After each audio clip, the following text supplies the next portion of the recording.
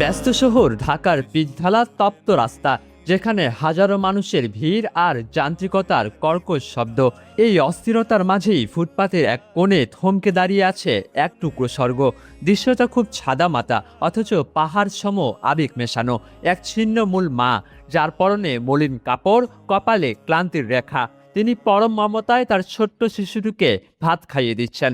ডাস্টবিনে ধুলোবালি কিংবা পাশে দিয়ে ছুটে যাওয়া বিলাসবহুল গাড়ির হর্ন, কোনো কিছুই যেন মা ছেলের এই অকৃত্রিম মুহূর্তকে স্পর্শ করতে পারছে না।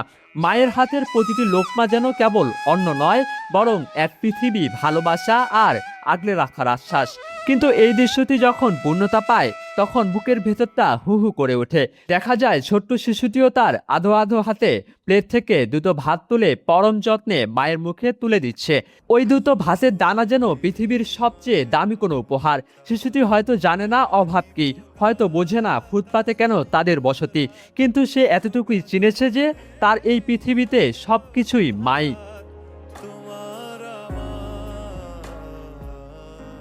মায়ের চোখের কোণে তখন হয়তো এক ফোঁটা জল চিকচিক করে ওঠে।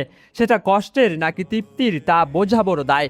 ইট পাথরের এই নিষ্ঠুর শহরে যেখানে মানুষে মানুষে দেয়াল ওঠে, সেখানে ফুটপাতে বসে থাকা এই মা ছেলের ভালোবাসা আমাদের চোখে আঙ্গুল দিয়ে দেখিয়ে দেয় পৃথিবীতে এখনো শুদ্ধতম অনুভূতির নাম মা।